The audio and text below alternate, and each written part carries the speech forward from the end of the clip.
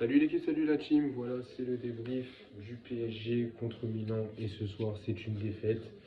Alors c'est une défaite à tous les étages. Il y avait un sentiment de revanche du côté milanais, je ne vais pas revenir sur ce qui s'est passé entre les supporters parisiens et italiens.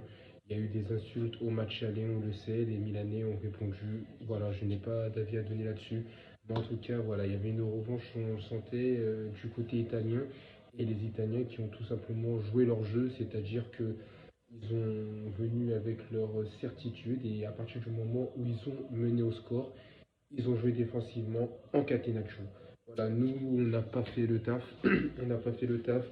À commencer par le côté offensif. D'ailleurs, en parlant offensivement, je vais parler un petit peu du Milan et notamment d'un joueur, Olivier Giroud, parce que Olivier Giroud, c'est un joueur, l'équipe, on le sait, c'est un joueur qui est maladroit. C'est pas le joueur qui va créer des occasions, qui va faire des accélérations ou quoi que ce soit. C'est un joueur qui est assez décrié en France.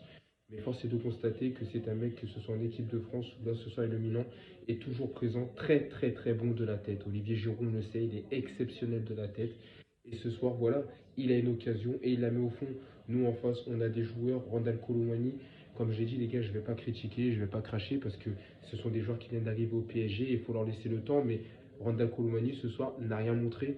On le voit sur le terrain, il est perdu, il apporte rien, il a du mal à conserver des ballons, sa conduite de balle, c'est terrible. En fait, à part marquer des buts en renard des surfaces, pour l'instant, c'est mauvais. Et Gonzalo Ramos, c'est pareil. Alors lui, il est remplaçant pour le moment, donc on va pas juger, mais c'est pareil, il ne se crée pas des occasions. Et là, il a une occasion de la tête, il la met hors cadre. Olivier Giroud a une occasion de la tête, il la met dans le but.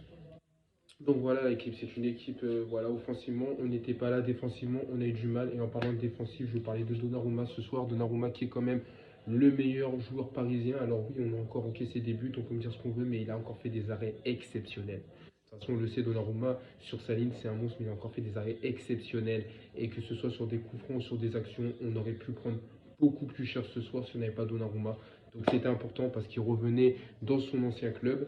Les supporters lui avaient prévu l'enfer et ils lui ont fait l'enfer. Apparemment, ils l'ont insulté. Je comprends pas trop l'italien, mais apparemment, ils l'ont insulté. Ils ont jeté des faux billets. Enfin bref, ça a été compliqué et il s'en est sorti parfaitement. Skriniar, qui en bon atterriste qu'il est, a marqué un but contre l'AC Milan et ça m'a fait plaisir de voir Skriniar buteur.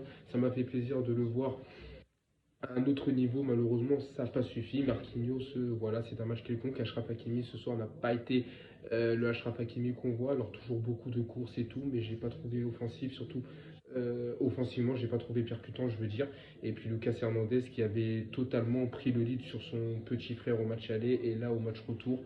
C'est simple, on a vu un Hernandez, mais c'était pas celui qu'on voulait voir. Théo qui a été beaucoup plus percutant.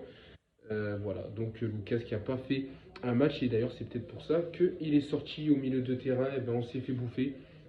Ugarte que j'ai trouvé beaucoup plus agressif, beaucoup plus nerveux, qui faisait des fautes, qui mettait de l'envie mais qui n'était pas dans son match, tout comme Vitinha. Voilà, conservation de balle c'est toujours correct, mais j'ai pas trouvé correct sur ce match-là Vitinha. Et puis Warren Zaïre Emery ne peut pas non plus faire des étincelles. C'est un joueur exceptionnel, c'est un joueur qui a du potentiel.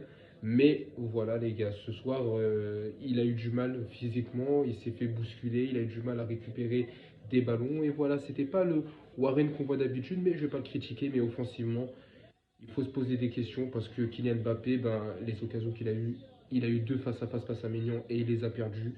Sinon, ça a été le néant, on l'a pas vu. Et quand je pense à Kylian Mbappé, je pense à un autre joueur en face qui s'appelle Raphaël Leao. Et lui, il a été exceptionnel. Il a récupéré des ballons, il a accéléré, c'était un danger permanent. Et Kylian Mbappé n'était pas présent. En parlant de Kylian Mbappé, Ousmane Dembélé, c'est pareil. Ousmane Dembélé, je ne vais pas parler de sa finition, il n'a pas de finition, mais ce soir, il crée des occasions. Ce soir, il crée quelque chose. J'ai bien aimé son jeu, j'ai bien aimé sa frappe qui a touché le poteau et qui aurait pu finir au fond des filets. Encore une fois, c'est Ousmane Dembélé. Il y a de l'envie, il y a de la motivation, mais dans le dernier geste, ça pêche. Je l'ai trouvé glissant ce soir. Je ne sais pas si c'est ses crampons, c'est stabilisé, c'est lacé ou je ne sais pas quoi. Mais en tout cas, c'était pas ça. Et par contre, il y a eu des remplaçants. Il y a eu des remplaçants et je me pose une question, est-ce qu'il fallait pas faire rentrer ces remplaçants plus tôt? Quand Guilly qui est rentré et qui a encore montré quelque chose, pourtant il était blessé, enfin il n'a pas participé au dernier entraînement, beaucoup de personnes se demandaient s'il pourrait jouer ou pas. Et au final, il a été exceptionnel. Je l'ai vu faire une espèce de geste technique, passement de jambe, pied gauche qui aurait pu faire très mouche à gauche. Et puis Badre Barcola, qui joue pas beaucoup, qui a pas de temps de jeu, mais qui apporte quelque chose, de la percussion, du dribble, de l'audace. Ce sont des jeunes, ils veulent se montrer. Et ma question, c'est est-ce qu'il n'aurait pas fallu ce soir qu'on puisse les faire rentrer plus tôt, tout simplement, la team. Voilà, et puis ensuite, voilà, donc le match, il n'y a rien à dire. C'est une défaite ce soir, la deuxième défaite en Ligue des Champions. Alors, c'est pas préjudiciable parce qu'on est encore en course. On n'a qu'un point d'écart avec Dortmund qui est premier. On a un point d'écart avec Newcastle qui est troisième. Mais le match prochain, c'est au Parc des Princes contre Newcastle et il faudra absolument gagner. Parce que si on ne gagne pas, ça risquerait d'être très compliqué.